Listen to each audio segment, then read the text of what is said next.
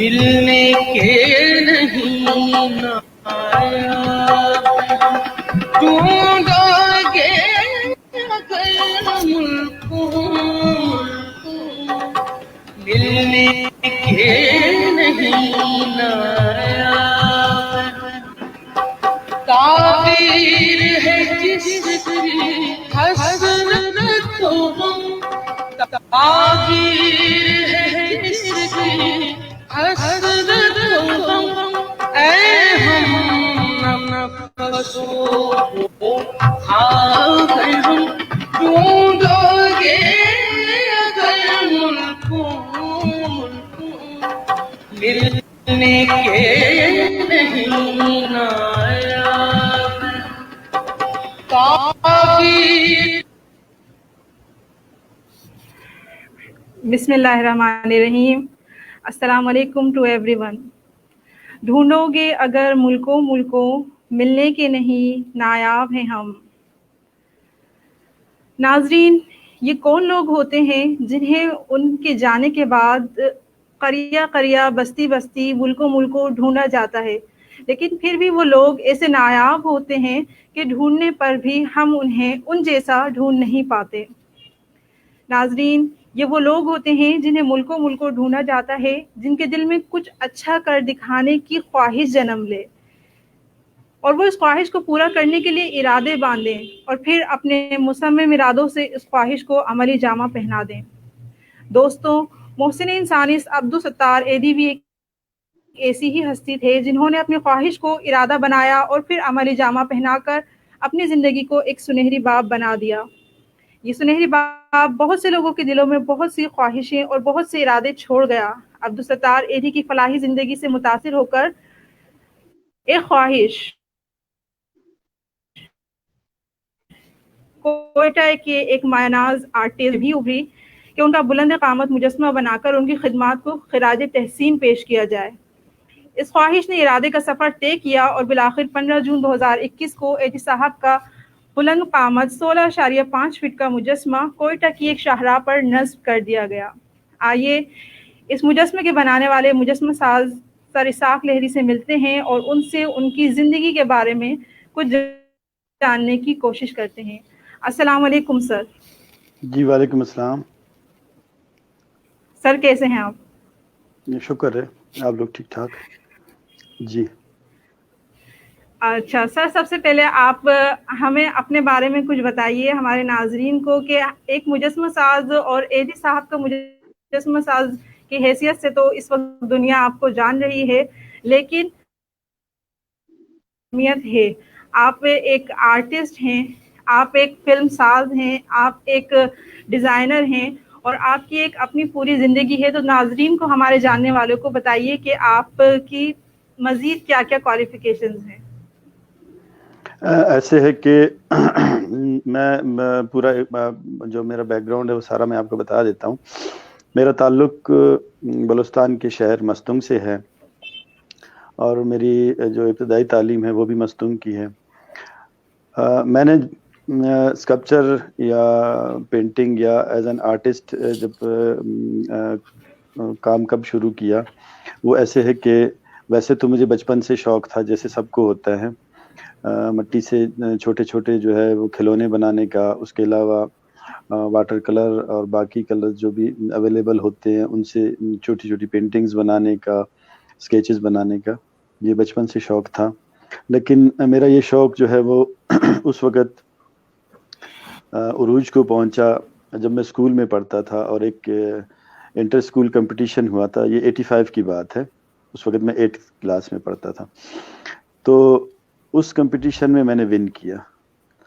اب وہ ایسے تھا کہ میری جو اسکولنگ ہے وہ ساری گورنمنٹ اسکولز کی ہے، تو آپ کو پتہ ہے کہ گورنمنٹ اسکولز میں تو لازمی بات ہے وہ غریب بچے ہی پڑھتے ہیں، تو ہم بھی اسی طبقے سے تعلق رکھتے تھے.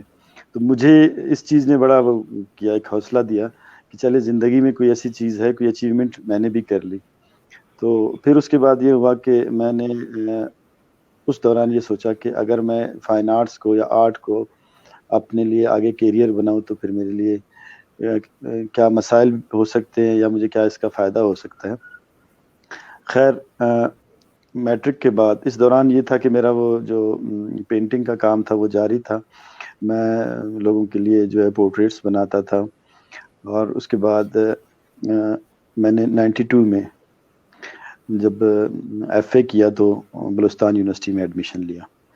اچھا فائن آرٹس میں ایڈمیشن کے بعد یہ ہوا کہ وہاں کے جو ایکسپینسز تھے، فائن آرٹس کی ایجوکیشن بہت مہنگی ہوتی ہے، تو ان کی وجہ سے پھر مجبوراً مجھے جاب بھی کرنی پڑتی تھی، رکشہ بھی چلانا پڑتا تھا، مزدوری بھی کرنی پڑتی تھی. تو مختلف قسم کے سلسلے ہوتے تھے ساتھ ساتھ میں. لیکن میری ایک خواہش یہ تھی کہ میں نے ایک آرٹسٹ بننا ہے، اور اس کے لیے جو ہے یہ جو جتنی مشقتیں میں اٹھا رہا ہوں تو یہ اس کے سامنے کچھ بھی نہیں. پھر میں نے 98 میں جو ہے بلوچستان یونیورسٹی سے فائن آرٹس کیا، اور میرا جو میجر سبجیکٹ تھا وہ اسکلپچر ہی تھا. اور اس کے بعد پھر میں نے 2000 میں پی ٹی وی جوائن کیا بطور ڈیزائنر.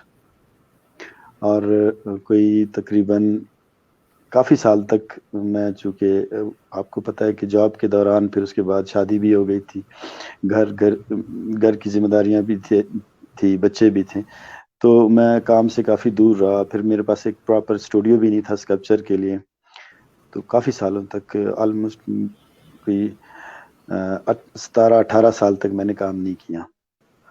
تو پھر میں جب بیٹھ کے سوچتا کہ جی ایک اسکلپٹر ہونے کے باوجود میں اپنا کام نہیں کر پا رہا ہوں، تو مجھے کہیں کہ شرمندگی بھی ہوتی کہ میں نے تو ایک آرٹسٹ بننا تھا اور اب جو ہے میں اپنا کام بھی نہیں کر پا رہا ہوں. تو 2018 کے بعد پھر میں نے اپنے کام کو ٹائم دینا شروع کیا، پھر دن رات کام کیا. اور اس کے بعد یہ ہے کہ ایدی صاحب کا جو یہ اسکلپچر میں نے بنایا، ایدی صاحب شروع سے میرے لیے ایک انسپریشن رہے ہیں. اور جب وہ چلے گئے تو میری شدید خواہش تھی کہ میں ان کا کوئی اسکلپچر اسٹارٹ کروں، لیکن چونکہ وسائل کی کمی تھی، میری خواہش یہ تھی کہ ان کا اتنا بڑا اسکلپچر میں بناؤں جو اس سے پہلے کسی نے نہ بنایا ہو. اس کے لیے سرمایہ چاہیے تھا، اور اس وقت تو میرے پاس جو آلات تھے اتنا سرمایہ تھا نہیں. تو پھر میں نے یہ کیا کہ میرے ایک جاننے والے ہیں عزیز جمالی صاحب، ان سے میں نے بات کی. وہ ایدی صاحب کے بڑے، وہ بھی فین ہیں، ایدی صاحب کو ہی فالو کر رہے ہیں وہ. اور انہوں نے اس سلسلے میں جو ہے بلوچستان گورنمنٹ کے تعاون سے مختلف جگہوں پہ ایمبولینس سینٹرز، ایمرجنسی سینٹرز جو کام وہ بنائے ہیں اس چیز کو لے کے. تو جب میں نے ان سے بات کی، انہوں نے کہا جس حد تک پاسبل ہوگا ہم آپ کی ہیلپ کریں گے، آپ یہ کام سٹارٹ کریں. تو پھر میں نے ایدی صاحب کا اسکلپچر سٹارٹ کیا، اور بہت ہی مختصر مدت میں 3 مہینے میں یہ اسکلپچر کمپلیٹ ہوا، جو کہ ایک طرح سے ایک ریکارڈ بھی ہے. اس کے بعد پھر ہم نے جو ہے بلوچستان گورنمنٹ سے بات کی، پھر میونسپل کارپوریشن سے بات کی، اور ہم نے کوئٹہ میں یہ اسکلپچر 15 جون کو جو ہے انسٹال کیا. تو ایک مجھے سب سے زیادہ خوشی یہ ہے کہ ایدی صاحب کا جو اسکلپچر ہے وہ ایک اچھی جگہ پہ ہے. دوسرا یہ ہے کہ اس وقت دنیا میں ایدی صاحب کا سب سے بڑا اسکلپچر ہے، یہ جو اعزاز مجھے حاصل ہے کہ یہ اسکلپچر بنانے کا، کہ ایدی صاحب کا اس سے پہلے کسی نے اتنا بڑا اسکلپچر نہیں بنایا. اچھا یہ اسکلپچر بنانے کا ایک مقصد بھی تھا، وہ بھی میں ساتھ ساتھ واضح کرتا چلوں. ایدی صاحب نے انسانیت کے لیے جو کچھ کیا، ہم سب کے لیے جو کچھ کیا، اس کو یاد رکھنے کے لیے، اس کو لوگوں تک پہنچانے کے لیے، یا اس یاد کو تازہ کرنے کے لیے، یا پھر اس پہ ایک نئی سوچ کے ساتھ، کیونکہ آپ دیکھیں کہ جب سے یہ اسکلپچر ہم نے انسٹال کیا ہے تو ایک نئی ڈیبیٹ شروع ہو گئی ہے، کچھ نئے سوالات ہیں ایدی صاحب کے حوالے سے. اور اس کا یہ فائدہ ہے کہ جتنے بھی لوگ جو ایدی صاحب کے چاہنے والے ہیں وہ دوبارہ سے متحرک ہو گئے ہیں، ان کی اس سوچ کو، ان کی اس تحریک کو ایک نیا پن ملا ہے، ایک نئی زندگی مل گئی ہے. اور میں یہ سمجھتا ہوں کہ میری سب سے بڑی اچیومنٹ یہ ہے کہ اتنے دنوں سے جو ہے ایدی صاحب ڈسکس ہو رہے ہیں مختلف چینلز پہ، سوشل میڈیا پہ، ان کے افکار، ان کے جو انہوں نے کیا ہے، جو ان کی خدمات ہیں. تو مجھے جو حاصل کرنا تھا وہ یہ حاصل کرنا تھا کہ ہم دوبارہ سے ایدی صاحب کو یاد کریں، ہم دوبارہ سے ان کے ان خدمات کو یاد کریں, ہم دوبارہ سے ان کی اس سوچ کو اپنائیں, تو میرے لیے یہ سب سے بڑے اعزاز کی بات ہے. جی واقعی آپ نے ایک اعزاز حاصل کیا ہے سر اسحاق لہری. آپ ہمارے ایک لیونگ لیجنڈری ہیں, اور آپ نے مختصر وقت میں مجھے اپنی تمام زندگی کا سمرائز کر دیا آپ نے, کہ 8ویں کلاس سے کلاس 8 سے کس طرح سے آپ نے ایک خواہش کے ذریعے خواہش کا سفر شروع کیا. آپ نے اتنی ینگ ایج میں آپ نے ایک ایسا ڈیسیشن لیا کہ مجھے اپنے کیریئر آپ نے خود چوز کر لیا کہ مجھے ایک آرٹسٹ بننا ہے. تو میں یہ پوچھنا چاہوں گی, جیسا کہ آپ نے بتایا کہ آپ گورنمنٹ اسکول سے آپ نے تعلیم حاصل کی اور آپ نے خود اپنا کریئر چوز کیا, تو آپ کو گھر میں کیا مشکلات پیش آئیں کہ ایک مجسمہ ساز بننے میں, کیونکہ آپ دیکھتے ہیں کہ ہمارے معاشرے میں اور کوئٹہ یا بلوچستان جیسے علاقے میں ایک مجسمہ ساز بننے میں آپ کو ابتدائی ایام میں کیا مشکلات پیش آئیں, کچھ آپ شیئر کرنا چاہیں گے؟ ایسے ہے کہ میرا تعلق جس سماج سے ہے یا جس معاشرے سے ہے, وہ قبائلیت کے ان پرانے جو بندھن ہیں ان میں جکڑا ہوا ہے. ٹھیک ہے, تو وہاں پہ اگر اس طرح کا کوئی ڈیسیجن لینا, میرا خیال ہے شاید میں اپنے قبیلے کا یا اپنے علاقے کا واحد آدمی ہوں جس نے اس طرح کا ڈیسیجن لیا ہو, یا ایک طرح سے آپ اس کو بغاوت کہہ سکتے ہیں ان سب جو روایتی چیزیں ہیں ان سے. لیکن بغاوت تو کرنا تھا, تو وہ سو میں نے کر لیا. وہ اس کے بعد یہ ہوا کہ جب میں نے یہ ڈیسائیڈ کیا کہ میں نے فائن آرٹس کو جو ہے اپنا کیریئر بنانا ہے, تو مجھے خیر گھر سے تو اتنا مسئلہ نہیں ہوا, لیکن جو آس پاس کے لوگ تھے انہوں نے کہا جی یہ مطلب ایک لفظ کہتے ہیں نا پاگل آدمی ہے. انہوں نے کہا جی یہ پاگل آدمی ہے, اس کا کچھ پتہ نہیں ہے, اس نے پتہ نہیں کیا اپنے لیے کس طرح کا کیریئر جو ہے چوز کیا ہے, اس نے آگے جا کے پتہ نہیں کیا کرنا ہے. یہاں تو اس کے لیے آرٹ کے لیے تو بالکل بھی کوئی اس طرح کی فضا نہیں ہے, تو یہ بھوکا مرے گا. تو مجھے کئی دفعہ ان کی یہ باتیں سن کے ہنسی بھی آتی تھی. میں کہتا تھا کہ میں نے جب ایک چیز کا انتخاب کیا تو مجھے پتا ہے کہ میں بھوکا نہیں مروں گا, میں کہیں نہ کہیں سے اپنی روزی پیدا کروں گا. تو خیر اب جو اس طرح کہ وہ لوگ تھے وہ آج جو ہے میرے ساتھ تعلق جوڑنے میں یا مجھے اپنا کہنے میں ان کو فخر محسوس ہوتا ہے. تو یہ ایک فرق ہے کہ اس وقت جو لوگ مجھے کہتے تھے کہ جی یہ آدمی جو ہے اس نے اپنے لیے پتہ نہیں کون سا کیریئر چن لیا ہے, یا جو ہے یہ سارا دن مٹی کے ساتھ کھیلتا رہتا ہے بچوں کی طرح, تو اب وہ یہ کہتے ہیں کہ نہیں جی اس کے ساتھ ہمارا کہیں نہ کہیں پہ کوئی تعلق ہے. گریٹ انسپریشن سر, کہ آپ نے لوگوں کو نہیں سنا, آپ نے اپنے مقصد کا تعین آپ نے جو کر لیا تھا آپ نے اسی کی طرف نظریں مرکوز رکھی, اپنا فوکس اسی کی طرف مرکوز رکھا. آپ نے لوگوں کو نہیں سنا کہ یہ کچھ نہیں کر پائے گا, یہ پاگل آدمی بھوکا مرے گا. ہمارے ہاں اگر ہم دیکھیں جو لڑکے یا لڑکیاں فائن آرٹس کو چوز کرتی ہیں انہیں بھی یہی سب کچھ سننے کو ملتا ہے کہ اس میں آپ شوق پورا کر سکتے ہیں لیکن اس میں آپ گزارا نہیں کر سکتے. جس طرح آپ نے بتایا کہ آپ پھر پی ٹی وی سیٹ ڈیزائن کی طرف چلے گئے, آپ نے اسے اپنا پروفیشن بنایا, تو کیا آپ آنے والے آرٹسٹ لوگوں کو, آرٹسٹ لڑکوں کو لڑکیوں کو یہ مشورہ دیں گے کہ اسے آرٹ کو آپ کو ایز اے پروفیشن چوز کرنا چاہیے یا اسے اپنے شوق تک محدود رکھنا چاہیے؟ میں یہ سمجھتا ہوں کہ دیکھیں آپ شوق تک محدود رکھیں گے تو پھر آپ شوقیہ کام کریں گے پھر چھوڑ دیں گے, ٹھیک ہے. لیکن آپ جب اس کو اپنا پروفیشن بھی بنا لیں گے تو اس کا فائدہ یہ ہوتا ہے کہ آپ جب کام کریں گے وہ جو آپ کا جنون ہے وہ آپ کے پروفیشن میں آ جائے, تو میں سمجھتا ہوں پھر اس پروفیشن کو جو ہے جب آپ اس کو پروفیشن کے طور پہ اپناتے ہیں وہ جو ہے وہ پھر کامیاب ترین پروفیشن ہوتا ہے. فرض کریں ایک ڈاکٹر ہے, اگر وہ جنون کی حد تک اپنے پیشے سے محبت کرتا ہے پھر تو اس سے اچھا ڈاکٹر کوئی نہیں ہوگا. اگر کوئی انجینئر ہے وہ جنون کی حد تک اپنے اس پروفیشن سے محبت کرتا ہے, اس کا شوق ہے, اس کا پیشن ہے, تو پھر وہ بہت اچھا انجینئر بنے گا. تو اس طرح ایک آرٹسٹ اگر اپنے شوق کو ہی اپنا پروفیشن بنا لے تو پھر میرا خیال ہے کہ اس کو کامیاب ہونے سے کوئی بھی نہیں روک سکتا.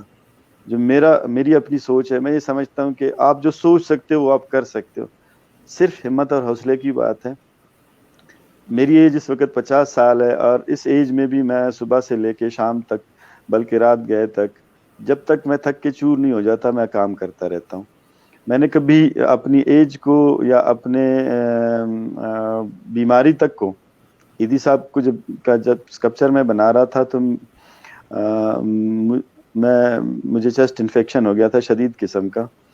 باوجود اس کے کہ میں بیمار تھا، مجھ سے کام نہیں ہوتا تھا، پھر بھی میں نے میری ایک کمٹمنٹ تھی. مجھے دوستوں نے کہا، بہت سارے لوگوں نے کہا کہ بھئی آپ ریسٹ کرو. میں نے کہا میں ریسٹ کروں گا، ایدی صاحب کا یہ اسکلپچر کمپلیٹ نہیں ہوگا، کیونکہ وہ اس وقت کلے کے پروسیس میں تھا. اگر میں اس وقت ریسٹ کرتا تو وہ اسکلپچر جو ہے وہ کریک ہو جاتا، خراب ہو جاتا اور مکمل نہیں ہوتا. تو میں نے اس وقت ترجیح دی اس اپنے کمٹمنٹ کو، چونکہ میری ایک کمٹمنٹ ہے کہ میں نے یہ اسکلپچر اتنے دن میں مکمل کرنا ہے اور اس کے بعد واپس کوئٹہ جانا ہے، کیونکہ میں چھٹی لے کے سبی چلا گیا تھا.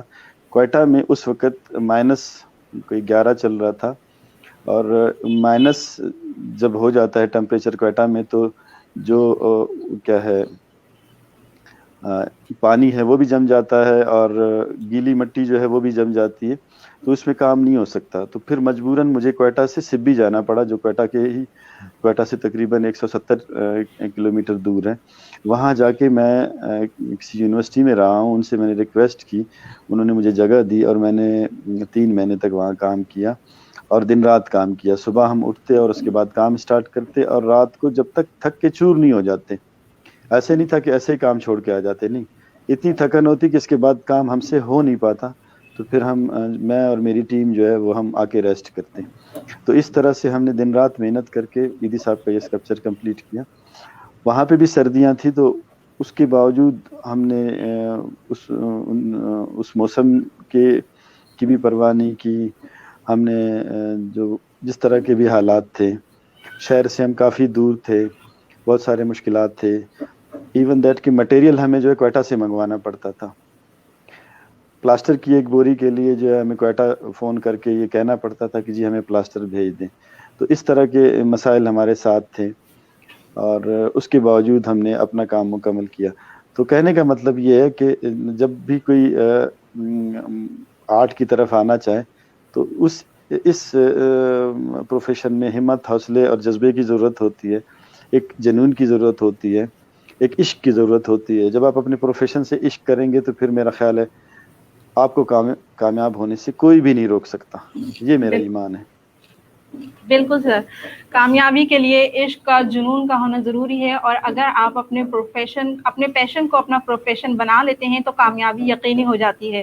یہ سبق ہمیں مل رہا ہے سر اسحاق لیدی کی باتوں سے. سر ابھی آپ نے بتایا کہ آپ نے محدود وسائل میں دن رات محنت کر کے ایدی صاحب کا یہ مجسمہ مکمل کیا، لیکن جہاں تک میں نے آپ کی تحاریر کو اسٹڈی کیا تو مجھے پتا چلا کہ آپ کی خواہش اس سے کہیں زیادہ تھی، آپ کی فلاحی سوچ اس سے کہیں زیادہ تھی. آپ نہ صرف ایدی صاحب کا مجسمہ بنانا چاہتے تھے بلکہ پاکستان کے لیے بھی اس مجسمے کو ایک نام دلوانا چاہتے تھے. آپ کی خواہش تھی کہ آپ ایک ایدی صاحب کا ایک 120 فٹ کا بلند مجسمہ بنائیں، جو کہ دنیا کا 6واں بلند ترین مجسمہ ہو اور پاکستان کا نام دنیا کے بہترین ممالک میں آ جائے، جہاں 6واں بلند مجسمہ تعمیر کرنے والا ملک بن جائے.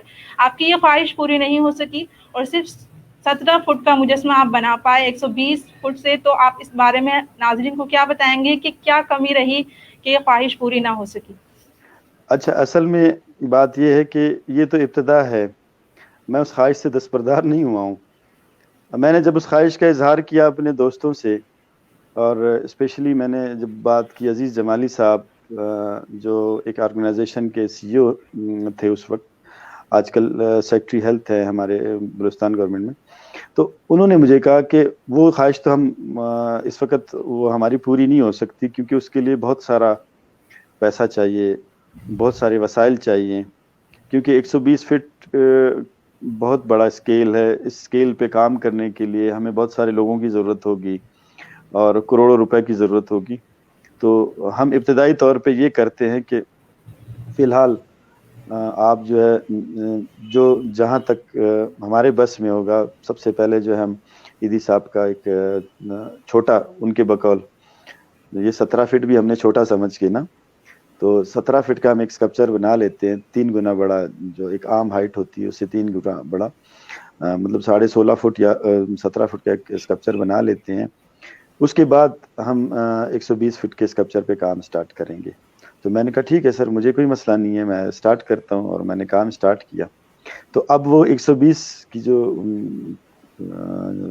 اسکلپچر ہے اس کی خواہش ابھی تک ختم نہیں ہوئی ہے. وہ تو ابھی وہ خواہش اور بڑھ گئی ہے، کیونکہ اب میں نے جو ہے ایک جو پہلی منزل ہے وہ میں نے سر کر لی ہے.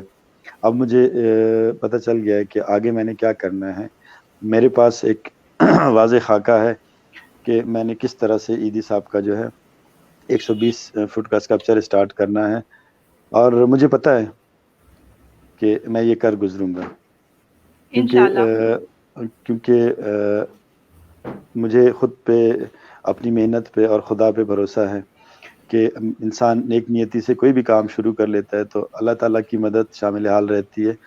تو انشاءاللہ میں یہ کر گزروں گا، اور یہ کوئی ناممکن نہیں ہے، کیونکہ ناممکن صرف جو ہے ایک خوف ہوتا ہے ناممکن کا. لوگ چاند تک پہنچ گئے تو ہمارے لیے تو یہ بہت چھوٹی بات ہے کہ ہم اگر اتنا بڑا اتنا ایک 120 فٹ کا ایک مجسمہ بنا لیں. یہ کوئی اتنا بڑا مسئلہ نہیں ہے. لوگ 600 فٹ تک کے اسکلپچرز بنا چکے ہیں، تو 120 تو میں یہ سمجھتا ہوں کچھ بھی نہیں. صرف یہ ہے کہ پہلا سٹیپ اٹھانے کی بات ہے، پہلا قدم اٹھانا ہے، کام شروع کرنا ہے. اور مجھے یہ بھی پتہ ہے کہ عیدی صاحب سے جو محبت کرنے والے لوگ ہیں، جو عیدی صاحب کے چاہنے والے لوگ ہیں، وہ میرے ساتھ ہوں گے. ان کی دعائیں، ان کی مدد وہ میرے ساتھ ہوگی. اور جیسے ہم نے یہ 17 فٹ کا اسکلپچر بنایا، ہم 120 فٹ کا بھی بنا لیں گے، اور ہم دنیا کو دکھا دیں گے کہ ہم جو ہمارے انسانیت کے پیروکار عیدی صاحب نے جو ہے جو کچھ کیا، ہم ان کے پیروکار ہیں. ہم جو ہے عیدی صاحب کو اس طرح سے خراج تحسین پیش کریں گے تاکہ پوری دنیا تک ہمارا یہ میسج پہنچے کہ ہمارے جو ریئل ہیرو ہیں وہ لوگ ہیں جنہوں نے انسانیت کے لیے کچھ کیا ہے. بہترین سر آپ نے مجھے بتایا کہ بلوچستان حکومت نے محدود وسائل میں آپ کی مدد کرنے کی کوشش کی، اور آپ نے اپنے پاس سے بھی اس مجسمے کی تعمیر میں کنٹریبیوٹ کیا. کیا یہ مجسمہ تعمیر ہونے کے بعد وفاقی حکومت کی طرف سے آپ کو کوئی اپریسیشن نوٹ ملا، کچھ کوئی کال وغیرہ آپ کے پاس آئی؟ نہیں، حکومت کی طرف سے تو کبھی کسی نے نہ کال کی ہے، نہ کسی نے کوئی اپریشیٹ کیا ہے، بلکہ عوام نے اپریشیٹ کیا ہے. جو نیوز چینلز ہیں ان پہ جو ہے خبریں چل رہی ہے، سوشل میڈیا پہ ایک جو لوگوں کا ایک جو میرے چاہنے والے ہیں یا عیدی صاحب کے چاہنے والے ہیں، انہوں نے اپریشیٹ کیا اس کو. باقی حکومت کی طرف سے تو بالکل خاموشی ہے، بلکہ لگتا یہ نہیں ہے کہ ان کو پتہ بھی ہے کہ ہم نے کوئی اس طرح کا کام کیا ہے یا ہم نے کوئی اس طرح کی چیز بنائی ہے. اور مجھے کبھی مطلب اس کے علاوہ بھی کبھی کسی نے جو ہے کوئی کال، کوئی میسج، کوئی ایون دیٹ کہ سوشل میڈیا پہ کسی نے پوسٹ بھی نہیں کیا کہ بھائی چلے اس بندے نے کوئی یہ کام کیا ہے تو ہم اس کو جو ہے مبارکباد کا ایک پیغام ہی بھیجیں. تو وہ تو میں ویسے توقع بھی نہیں رکھتا ہوں. میری عادت ہے، لوگ اکثر مجھ سے سوال کرتے ہیں کہ جی حکومت سے آپ کیا توقع رکھتے ہیں، تو میں یہ کہتا ہوں میں اپنا کام کر رہا ہوں، وہ اپنا کام کر رہی ہے. ٹھیک ہے، مجھے اپنے کام سے مطلب جو میں کر رہا ہوں میرے لیے وہ بہت بڑی چیز ہے. باقی کوئی اس کو سراہتا ہے یا نہیں سراہتا، مجھے اس سے کوئی غرض نہیں ہے. اگر کوئی سراہتا ہے تو وہ میرے لیے خوشی کی بات ہوگی، نہیں سراہتے تو پھر میں کسی کو مجبور تھوڑی کر سکتا ہوں کہ جی میرے کام کو سرائیں. تو سر آپ کے خیال میں کیا یہ چیز ہماری نوجوان نسل میں مایوسی پیدا کرنے کا سبب نہیں ہے کہ ان کے فن کو سراہا نہیں جاتا؟ آپ تو ایک بلند حوصلہ، بلند ہمت انسان ہیں کہ بچپن ہی سے اپنے فیصلے خود لیے، لیکن کیا یہ چیز کہ ہمارے بڑے، ہمارے سرپرست اعلیٰ کسی کے ہنر کو نہ سراہیں، تو کیا یہ چیز نوجوان نسل میں مایوسی پیدا کرنے کا سبب نہیں ہے؟ جی بالکل، لوگ مایوس ہوتے ہیں، کام چھوڑ دیتے ہیں. میں نے آپ کو بتایا کہ میں کافی سالوں تک کام نہیں کر پایا. اس کی وجہ صرف یہ تھی کہ میرے پاس وسائل نہیں تھے، اور مجھے پتا تھا کہ میں جب تک میرے اپنے وسائل نہیں ہوں گے کوئی مجھے میری مدد نہیں کرے گا، کوئی میرے ساتھ آ کے کھڑا نہیں ہوگا جب تک میں اپنے وسائل سے کام نہیں کروں گا. آپ نے میری فلمز دیکھی ہیں، وہ بھی میں نے اپنے پیسوں سے بنائی. ایک ٹرانسجینڈر پہ تھی، ایک کرپشن پہ تھی، اور وہ بھی صرف اس لیے کہ میری خواہش تھی کہ ٹرانسجینڈرز کو جو ہے میں کسی طرح ان کا حقیقی مقام دلانے کے لیے کوئی ایک ایسی چیز بناؤں جس کو لوگ دیکھ کے جن کے دل میں یہ خیال آئے کہ یہ لوگ بھی انسان ہیں، ان کے بھی حقوق ہے، یہ بھی جیتے جاگتے انسان ہیں، احساس سے بھرپور. تو وہ میں نے بنا لی کہ 2 سے 2.5 لاکھ روپے میں نے خرچ کیا، اور اس کے بعد میں نے یوٹیوب پہ ڈال دی. میں نے کبھی کسی سے یہ توقع نہیں رکھی کہ میں اس کو کسی چینل پہ دوں یا کسی اور سے وہ کروں. اس کی وجہ یہ ہے، آپ کو پتہ ہے کہ جو لوگ فلاحی کام کرتے ہیں وہ اس طرح کی پھر توقعات نہیں رکھتے لوگوں سے یا حکومت سے. عیدی صاحب کا بھی یہ تھا کہ عیدی صاحب نے بھی آج تک حکومت سے کبھی کوئی توقع نہیں رکھی کہ جو حکومت ان کی مدد کرے گی. عام عوام تھی، عام لوگ تھے، وہ جب بھی جا کے بیٹھتے تھے عام لوگ آ کے ان کی مدد کرتے تھے. کئی دفعہ حکومت نے ان کو مدد کی پیشکش کی، انہوں نے کہا نہیں جی مجھے حکومت سے کچھ نہیں چاہیے، میں عام لوگوں سے، میرے چاہنے والے بہت ہیں. تو میں یہ سمجھتا ہوں کہ حکومت جو ہے وہ اپنا کام کر رہی ہوتی ہے، اس سے ہم خواہ کی توقعات رکھ کے بیٹھ جائیں اور اپنا دل جو ہے وہ خراب کریں. تو وہ جو لوگ اس پروفیشن کی طرف آنا چاہتے ہیں، جب وہ محنت کریں گے، جب ان کا کام لوگوں کے سامنے آئے گا تو پھر لوگ خود ان کو سرائیں گے اور ان کا کام مارکیٹ میں بکے گا اور وہ جو ہے کامیاب ہوں گے. باقی ایک حکومت سے یہ توقع رکھنا کہ وہ مجھے جاب دے، اس کو جاب دے اور ہمارے جو ہے فن پارے خریدے یا ہمیں جو ہے اچھا کیریئر دے، یہ تو پھر خام خیالی ہے. اس طرح سے تو پھر میں یہ سمجھتا ہوں کہ یہی ہوتا ہے کہ لوگ پھر مایوس ہو جاتے ہیں. یعنی کہ امید کے چراغ آپ کو جلاتے رہنا ہے. شکوہ ظلمت شب سے تو بہتر تھا اپنے حصے کا ایک چراغ جلاتے جاتے. یعنی کہ ہمیں اپنے حصے کے چراغ جلانے ہیں، شکوہ ظلمت شب کرنے سے بہتر ہے. تو کافی مثبت پیغام اسحاق لہری سر ہمیں دے رہے ہیں، نوجوان نسل کو دے رہے ہیں کہ آپ نے ڈیپینڈنٹ نہیں ہونا، آپ نے گھبرانا نہیں ہے. اپنی خواہش کو، اپنے شوق کو محدود وسائل میں رہ کر بھی ہمیں سیکھنا ہے کہ کس طرح سے ہم اپنے ملک کا نام روشن کر سکتے ہیں.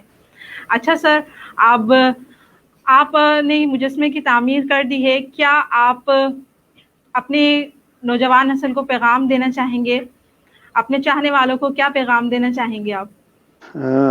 دیکھیں، میں نے ابھی جو کچھ دیر پہلے میں نے بات کی وہ یہ کی کہ آپ جو بھی کام شروع کرنا چاہتے ہیں، آپ اپنے وسائل سے، اپنی ہمت اور آپ کا جو اپنا حوصلہ ہے اس سے اس کو شروع کریں. کامیابی آپ کو ملے گی. یہ شرط ہے کہ آپ محنت کریں گے تو محنت کے بعد آپ کو کامیابی ملنی ہی ملنی ہے. جیسے ہر عمل کا رد عمل ہوتا ہے تو محنت کا رد عمل جو ہے وہ ہمیشہ کامیابی ہی ہوتی ہے. صرف یہ ہے کہ آپ نے کس سمت میں آپ کی جو ڈائریکشن ہے وہ کیا ہے. اگر آپ کسی غلط ڈائریکشن میں چلے جائیں گے پھر تو وہ آپ کی محنت ضائع ہو جائے گی. تو سب سے پہلے آپ نے اپنی ڈائریکشن دیکھنی ہے، اپنی نیت صاف رکھنی ہے، سوچ صاف رکھنی ہے کہ آپ مثبت سوچ کے ساتھ ایک مثبت رویے کو لے کے آپ جو بھی کام کریں گے اس کا انجام میں یہ سمجھتا ہوں کہ بہتر ہی ہوتا ہے، کبھی جو ہے وہ برا نہیں ہوتا. لیکن اگر ہم کسی منفی سوچ کے ساتھ محنت کریں گے، یعنی سوچ ہماری منفی ہوگی، محنت بے شک کریں، تو اس کا انجام جو ہے وہ پھر ہمیشہ برا ہوتا ہے کیونکہ نیت ہم نے صاف نہیں رکھی. تو یہ میرا پیغام ہے کہ ہمیشہ اچھی اور پازیٹیو سوچ کے ساتھ محنت کرے تو اس کا انجام انشاءاللہ بہت اچھا ہوتا ہے. انشاءاللہ پازیٹیوٹی، کریٹیوٹی اور بہت سے مثبت پیغام سر اسحاق لہری نے اس شارٹ پروگرام میں ہمیں دیے ہیں. ضرورت اس امر کی ہے کہ اگر ایدی صاحب کو سر اسحاق لہری اپنا رول ماڈل مانتے ہیں تو ہم کو ضرورت ہے کہ ہم اسحاق لہری سر اور ان جیسے اپنے تمام لیڈرانس کے اوپر فوکس کریں، ان کے مقصد کو دیکھیں کہ انہوں نے کس طرح سے پازیٹیوٹی کے ساتھ محدود وسائل کے اندر رہ کر اپنے شوق کو، اپنے جنون کو ملک کی خاطر پورا کیا. ناظرین، یہ تھا ہمارا شارٹ انٹروڈکشن سر اسحاق لہری کے ساتھ میں. انشاءاللہ ہم پھر کبھی سر اسحاق لہری کے ساتھ میں نشست رکھیں گے اور مختلف امور پر ان سے ماہرانہ رائے بھی لیں گے کیونکہ یہ ہمارے لیے ایک استاد کی حیثیت رکھتے ہیں. تو سب کو میری طرف سے السلام علیکم اور دیکھنے والوں اور سننے والوں کا بہت شکریہ. شکریہ.